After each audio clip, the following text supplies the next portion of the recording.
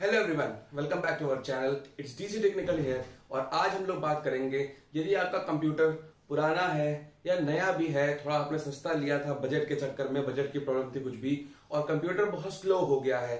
आपने कई बार उसमें सॉफ्टवेयर चला के देख लिए, कई क्लीनअप्स करके देख लिए, आपने सॉफ्टवेयर अनइंस्टॉल करके देख लिए, नया विंडोज लगा के देख लिया, सब कुछ करके देख लिया, लेकिन कंप्यूटर कुछ दिन में आपकी वापस वैसे ही हालत में चला जा रहा है। तो आज हम आपके लिए एक बहुत बढ़िया सोल्यूशन लेके आए हैं। इससे आपका कंप्यूटर दोबारा लाइफ में कभी स्लो नहीं होगा और इतने बड़े चेंजेस आएंगे कि आपको चेंजेस खुद दिखाई पड़ेंगे। तो चलिए वीडियो शुरू करते हैं और आपको हम बताते हैं कि हमने अपने खुद के कंप्यूटर में, अपने खुद के लैपटॉप में क्या ऐसा किया कि हमारा लैपटॉप एकदम सुपर फास्ट हो गया है। आपको सारे हार्डवेयर दिखाएंगे। पहले आपको बताना चाहूंगा कि जितने भी हार्डवेयर हमने इसमें यूज किए हैं, सबकी लिंक आपको डिस्क्रिप्शन में मिल जाएगी। यदि आपको अपग्रेड करना है अपना लैपटॉप या लैपटॉप में इनमें से कोई भी चीज लगानी होगी, तो आप हमारे डिस्क्रिप्शन से आप लिंक से बाय कर सकते हैं उनको। ये चैनल को भी हेल्प करता है। और यदि आपको ये वीडियो पसंद आए तो लाइक जरूर करिएगा और सब्सक्राइब करना मत भूलिएगा, और अपने दोस्तों को भी ये भेजिएगा, शायद उनके लिए भी ये मददगार हो।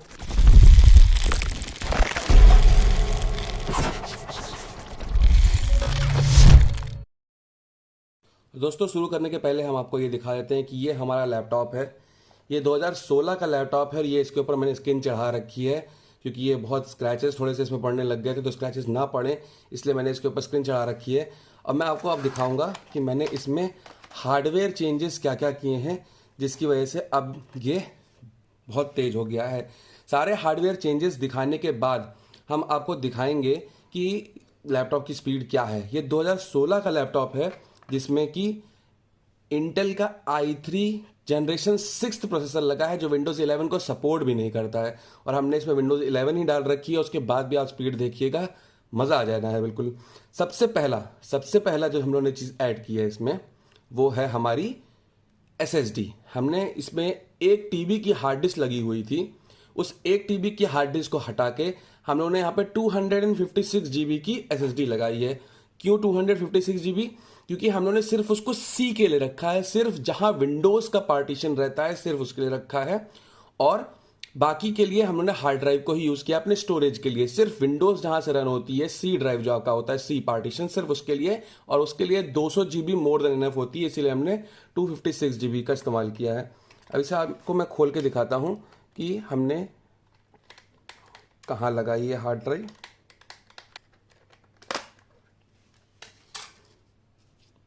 दोस्तों, जैसे कि आप देख सकते हैं कि यहाँ पे कंसिस्टेंट की 256 GB की हार्ड SSD लगी हुई है। SSD ये 6 Gbps लिखा हुआ है, SATA 3 6 Gbps, लेकिन हाईएस्ट जो आपकी जाएगी वो 550 to 600 Mbps जाती है स्पीड। और ये कंसिस्टेंट की ड्राइव है, आप देख सकते हैं। लिंक इसका आपको डिस्क्रिप्शन बॉक्स में मिल जाएगा।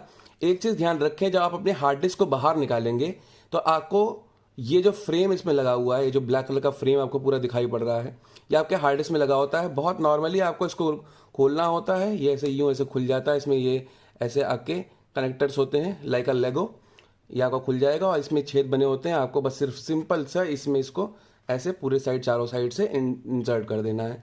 आपकी ये SSD के लिंक आपको डिस्क्रिप्शन बॉक्स में मिल जाएगी। ये SSD जो हम लोगों ने यूज करी है अपने लैपटॉप में, ये बेसिकली इसलिए की है क्योंकि हमारी एक नॉर्मल हार्ड डिस्क जो होती है उसके मुकाबले हमारी SSD की स्पीड SATA 3 जो हम लोगों ने इसमें लगाई है वो भी 5 गुना तेज होती है। आपकी बेहतर से बेहतर हार्ड डिस्क भी बिल्कुल नई होगी, फिर भी वो बहुत ज्यादा स्पीड अगर आपके कंप्यूटर को दे पाएगी तो 100 Mbps तक दे पाएगी, 100 Mbps तक। और एक नॉर्मल SATA 3 SSD की जो आपकी स्पीड होती है वो अराउंड 550 Mbps होती है, जो कि 5.5 गुना ज्यादा हो गई। सिंपल सी बात है, जब आपके स्टोरेज की स्पीड 5.5 गुना ज्यादा तेज होगी तो आपके कंप्यूटर की स्पीड तो 2 से 3 गुना ज्यादा तेज होनी ही होनी। तो दोस्तों, अब हमने SSD तो लगा ली, पर अब हार्ड ड्राइव कहाँ है? तो हमारा जो ये CD ड्राइव होता है, इस CD ड्राइव में हमने अपनी हार्ड ड्राइव लगा ली है। जी हाँ, ये बिल्कुल करना पॉसिबल है। ये एक डिवाइस के थ्रू होता है जिसको हम लोग बोलते हैं कैडी। इसका स्क्रू पूरी तरह से खोलने के बाद हम आपको दिखाएंगे, ये यूं निकल आएगी ऐसे बाहर। और ये लगी है हमारी हार्ड डिस्क, हमारी 1 TB की हार्ड डिस्क है ये। 1 TB की हार्ड डिस्क। और इसको ये कंप्यूटर की हम लोग को लैपटॉप के साथ ही लगी हुई मिली थी। और हार्ड डिस्क की जो हमारी स्पीड होती है, यहाँ पे भी 6 Gbps लिखा हुआ है, बट इनकी स्पीड जो आती है वो हाईएस्ट आपकी आएगी तो 100 Mbps। जब ये एकदम नई होंगी, एकदम परफेक्ट कंडीशन में होंगी, 100 Mbps की सिर्फ स्पीड आती है। और आपकी जो SATA 3 आपकी SSD है, इसकी स्पीड आपकी अराउंड 550 Mbps जाती है। तो इसको हम लोग बोलते हैं कैडी, CADDY कैडी। इसको हम लोग ने इन स्क्रूज के थ्रू, ये जो स्क्रूज आपको दिखाई पड़ रहे हैं 4 स्क्रूज, इन स्क्रूज के थ्रू इस कैडी पे लगा दिया है। इस कैडी का लिंक भी आपको डिस्क्रिप्शन बॉक्स में मिल जाएगा, आप वहां से परचेज कर सकते हैं। ये जो हार्ड डिस्क को इंस्टॉल करने के लिए हमने कैडी का यूज किया है, CADDY कैडी। ये एक ऑप्शनल है। यदि जैसे आपके कंप्यूटर में CD ड्राइव लगा है और आपको CD ड्राइव की जरूरत पड़ती रहती है, तो आप ये काम कर सकते हैं कि हार्ड डिस्क को आप इंटरनल कैडी में लगाने की जगह आप उसको एक्सटर्नल ड्राइव में भी लगा सकते हैं। आपको वीडियो में आगे ये दिखाई पड़ेगा कि एक्सटर्नल ड्राइव क्या होती है, मैं आपको दिखाऊंगा वीडियो में। हमारे पास एक्सटर्नल ड्राइव भी है, क्योंकि हम लोग पहले एक्सटर्नल ड्राइव में एक हार्ड डिस्क को यूज करते थे अपने स्टोरेज के लिए, तो मैं आपको एक्सटर्नल भी दिखाऊंगा क्या होता है। और यदि आपको CD ड्राइव की जरूरत नहीं पड़ती है या आपके कंप्यूटर में CD ड्राइव है नहीं, तो आप कैडी का यूज भी कर सकते हैं, जैसा कि वीडियो में आपको दिखाया गया। तो गाइज, आपका ये एक्सटर्नल ड्राइव होता है कनेक्टर, जिसमें यहाँ पे आपकी हार्ड डिस्क का कनेक्टर है, यहाँ आपकी हार्ड डिस्क कनेक्ट हो जाती है इसमें। और ये एज ए USB इंटरफेस पे वर्क करता है। USB आपने यहाँ पे लगा दी, आपने हार्ड डिस्क में लगाई, आपने इसको हार्ड डिस्क को इसमें डाला और बंद कर दिया। अब इसमें साइड्स में स्क्रूज हैं, ये स्क्रूज आप बंद कर देंगे और USB लगा के आप अपने कंप्यूटर में इस USB को प्लग इन कर देंगे। बस आपकी जो है हार्ड डिस्क कंप्यूटर से एक्सटर्नली कनेक्ट हो जाएगी। लैपटॉप में जो हमने रैम यूज करी है, जो हमने आपको रैम दिखाई अभी, वो रैम हमने ऑफलाइन मार्केट से खरीदी थी, क्योंकि ऑनलाइन के मुकाबले हमें ऑफलाइन मार्केट में सस्ती मिल रही थी। बाकी सारे प्रोडक्ट लगभग सेम प्राइस के थे, लेकिन रैम में लगभग 300 रुपए का अंतर था। 1750 रुपीज की रैम हम लोग को ऑनलाइन दिखा रही थी, और यही रैम हम लोग को ऑफलाइन मार्केट में 1400 की मिल गई। लेकिन फिर भी डिस्क्रिप्शन में आपके लिंक रैम की भी है, क्योंकि हर जगह ये हो सकता है सस्ती ना मिले, हमारे एरिया में सस्ती मिल रही हो, तो आप डिस्क्रिप्शन कमेंट के लिंक से आप इसको बाय कर सकते हैं। तो ये था हमारा दूसरा पार्ट, जो हम लोग ने CD ड्राइव की जगह caddy as a hard disk use कर लिया, ताकि हमारी जो 1 TB की स्टोरेज है वो स्टोरेज हमको मिलता रहे। अब तीसरे नंबर पे हम लोग आते हैं। तीसरे नंबर, तो तीसरे नंबर पे हम लोग ने यहाँ पे लगाई है एक एक्सटर्नल रैम। हमारे कंप्यूटर में क्योंकि सिर्फ 4 GB रैम का ऑप्शन था, इसीलिए ये एक्सटर्नल रैम हमने अपने लैपटॉप में लगाई है, 4 GB की। और मेरा लैपटॉप DDR4 रैम सपोर्ट करता था, DDR4, इसीलिए मैं सैमसंग की DDR4 रैम खरीद के लेके आया हूँ। और DDR4 रैम हमने इस कंप्यूटर में लगाई है 4 GB की। 4 GB की आप देख सकते हैं यहाँ पे कि ये इनबिल्ट रैम जो है ये भी 4 GB की थी। ये इसमें सोल्डेड है। सबसे बड़ी खराबी आजकल के कंप्यूटर्स की यही होती है कि इसमें सोल्डेड रैम, सोल्डेड CPU आता है, कुछ भी चेंज नहीं कर सकते। हाँ, रैम बढ़ाने के लिए एक स्लॉट दे रखा था इसमें, तो इसमें हमने रैम को इंक्रीज कर लिया है। तो दोस्तों, ये 3 पार्ट्स थे हमारे बेसिकली। एक SSD, जो सबसे मेन इंपॉर्टेंट पार्ट है SSD।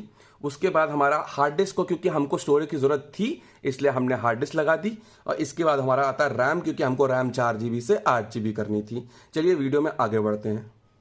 दोस्तों, आपको बताना चाहूंगा मैं कि ये जो रैम वाला पार्ट हमने दिखाया है, ये बिल्कुल टोटली ऑप्शनल है आपके लिए। क्योंकि यदि आप एक नॉर्मल यूजर हैं, जैसे कि यदि आपको माइक्रोसॉफ्ट एड की जरूरत पड़ती है, गूगल क्रोम की जरूरत पड़ती है, आप वेब ब्राउजिंग करते हैं, या फिर आप नॉर्मल एप्स भी यूज करते हैं, जैसे पावर पॉइंट हो गया, माइक्रोसॉफ्ट एक्सेल हो गया, वर्ड हो गया, नोटपैड हो गया, या फिर आप नॉर्मल कोडिंग भी करते हैं C++, C पे, तो आपको इन सब एप्लीकेशंस के लिए 4 GB रैम आपकी मोर देन इनफ होती है। अगर आप नॉर्मल गेम्स भी खेलते हैं, जैसे GTA सैन एंड्रियास हो गया, हमारा GTA वाइस सिटी हो गया, GTA 3 हो गया, नॉर्मल छोटे मोटे गेम्स भी आप कभी कभी खेल लेते हैं, इसके लिए 4 GB RAM more than enough है आपके लिए। हमने आप 8 GB इसलिए किया क्योंकि वीडियो एडिटिंग एप्स कुछ ऐसे होते हैं जिनको मिनिमम 8 GB रैम की जरूरत होती है सिर्फ ओपन होने के लिए, तो इसलिए हमको इंक्रीज करना पड़ा। बाकी अगर आप नॉर्मल यूजर है तो रैम वाला पार्ट आपके लिए टोटली ऑप्शनल है। आप बिना रैम को इंक्रीज किए 4 GB रैम से भी बिल्कुल एकदम बेशक काम अपने चला सकते हैं।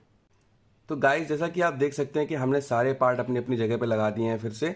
और ये जो स्क्रू ड्राइवर है, जो स्क्रू ड्राइवर मैं यूज़ कर रहा हूँ, ये मैंने कोई ख़रीदा नहीं है। ये कैडी जो है, जो यहाँ मैंने लगाई थी हार्ड डिस्क जिसमें मैंने लगाई है CD ड्राइव की जगह कैडी, उसके साथ ये स्क्रू ड्राइवर मुझको साथ में फ्री में मिला था। तो जिस कैडी के साथ ये मिला था उसी कैडी का डिस्क्रिप्शन मैंने लिंक आपको दे रखी है डिस्क्रिप्शन बॉक्स में। तो आपको अगर आप कैडी खरीद रहे हैं तो इस स्क्रू ड्राइवर को खरीदने की अलग से जरूरत नहीं पड़ेगी, ये स्क्रू ड्राइवर आपको कैडी के साथ मिल जाएगा। एक बहुत ही ज़रूरी बात जो मैं आपको कंप्यूटर के बारे में, लैपटॉप के बारे में बताना चाहूँगा कि आप अपने लैपटॉप में ये ज़रूर आइडेंटिफाई कर लें, ये ज़रूर पता लगा लें कि आपके कंप्यूटर का फ़ैन कहाँ लगा है। जैसे मेरे लैपटॉप में फ़ैन यहाँ लगा है, बहुत ईजिली दिखता भी है इसमें कि फ़ैन यहाँ पे लगा हुआ है और इसका हवा जो है वो यहाँ से नीचे से निकलती है, ये हवा का पोर्ट बने हुए हैं।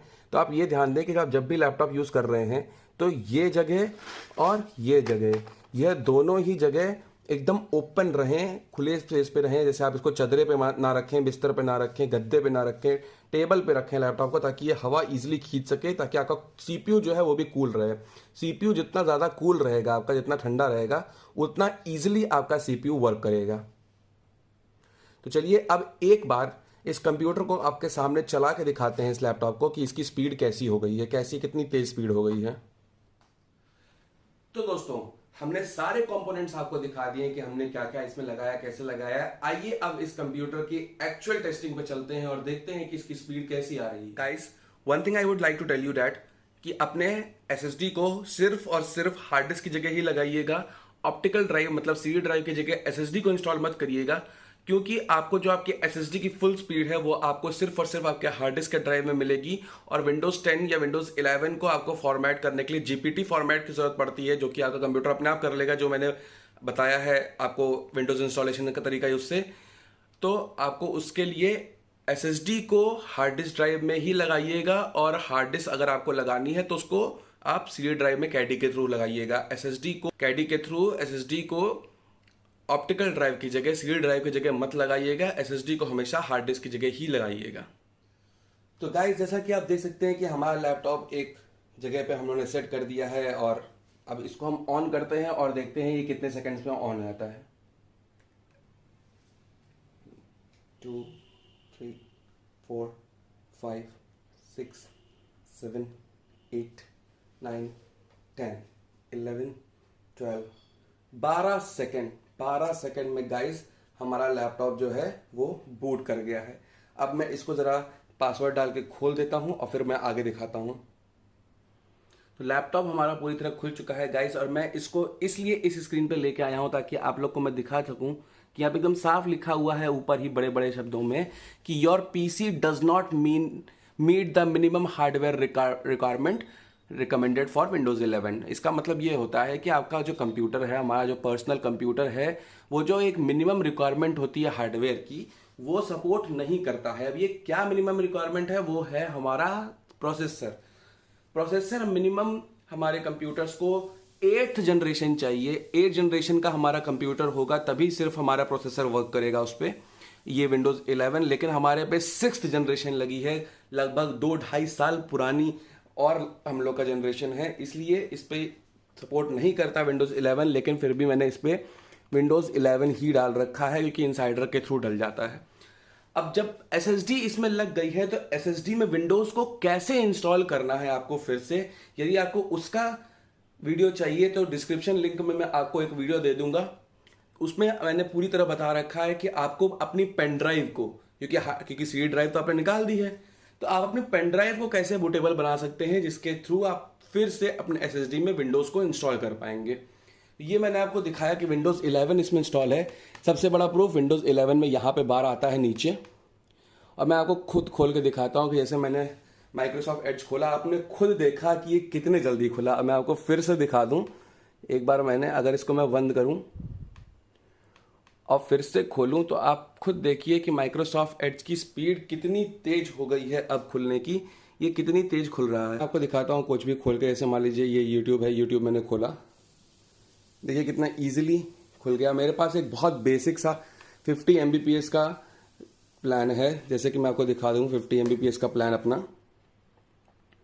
अब देख सकते हैं 36 Mbps, 51 Mbps, 50 Mbps basic plan मतलब हमारी स्पीड कितनी आती है, 6 Mbps के आसपास आती है। Mbps मतलब बड़ा वाला भी, बाइट्स। ये जो स्पीड दिखाते हैं ये बिट्स में दिखाते हैं। जो स्पीड बताते हैं ना हम नेट प्रोवाइडर के, हम 100 Mbps आपको स्पीड दे रहे हैं, 200 Mbps, ये सब आपकी बिट्स में होती है। इसको आप 8 से डिवाइड करेंगे तब एक्चुअल स्पीड आती है, जो कि हमारी 6 Mbps के आसपास है।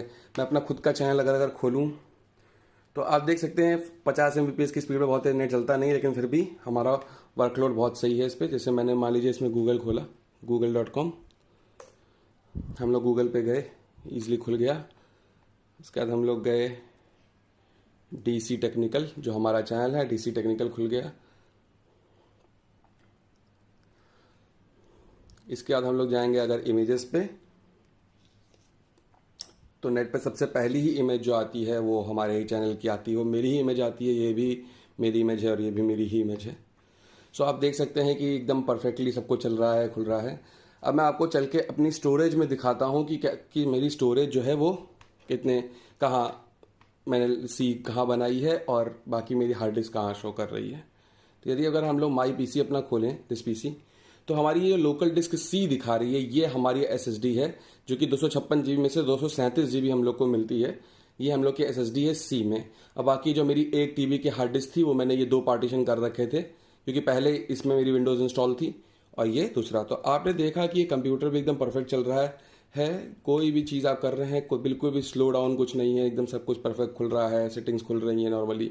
ये तो आपका एनिमेशन स्टार्टिंग में आता ही है, ये तो विंडोज़ 10 से ही है, विंडोज़ 11 में भी आ दिया है। कैलकुलेटर आपने खोला, परफेक्टली खुल गया, ऑपरेशन एकदम परफेक्ट हो गए। जबकि आपको CPU भी अगर मैं दिखाऊं, सेटिंग्स में आप ऑप्शन में आप जाके देख सकते हैं, CPU की स्पीड जो है हमारी सिर्फ 1.9 गीगाहर्ट्ज का डुअल कोर CPU है।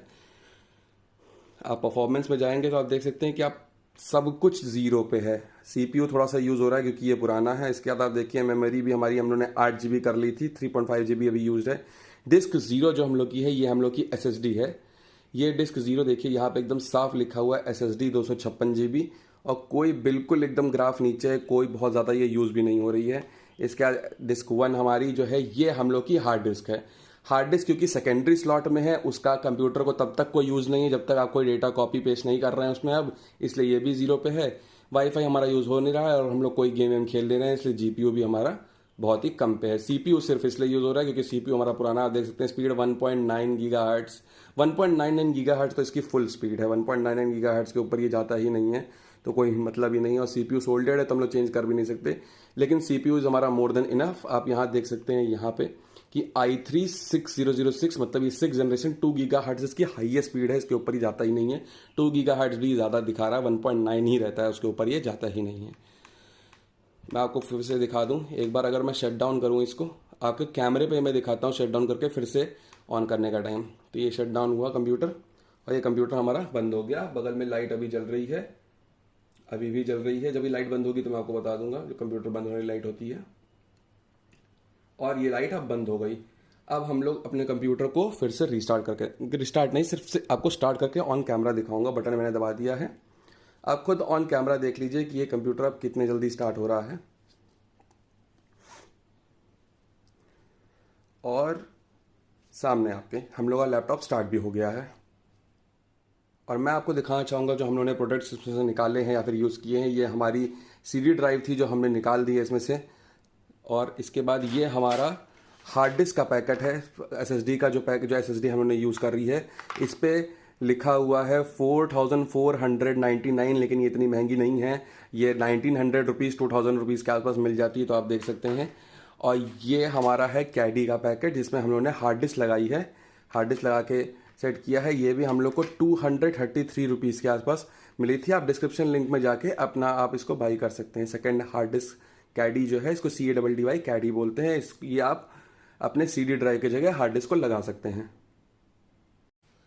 तो दोस्तों जरूर बताइएगा कि आपको कैसा लगा ये जो हमने हार्डवेयर में चेंजेस किए और अपने लैपटॉप की स्पीड इंक्रीज करी, और रिजल्ट बिल्कुल साफ दिखाई पड़ता है।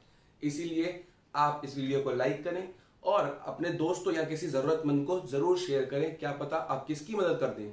कोई भी प्रोडक्ट आपको जो भी हमने इस्तेमाल किया आपको खरीदना है तो डिस्क्रिप्शन बॉक्स में सारे के लिंक है। हार्ड डिस्क की मैंने 4-5, SSD की 4-5 लिंक दे दी है मैंने। जो आपको अच्छी लगे आप ले सकते हैं। जो हमने इस्तेमाल की है वो सबसे पहले रहेगी, उसके बाद 3-4 ऑप्शन आपके लिए और रहेंगे। रैम कौन सी इस्तेमाल करी हम लोग ने और कैडी कौन सी इस्तेमाल करी है अपनी हार्ड डिस्क को लगाने के लिए, सबका लिंक आपको डिस्क्रिप्शन में मिल जाएगा। So do like the video, do share with your friends. इसी के साथ हम लोग चलते हैं। नमस्कार, जय हिंद।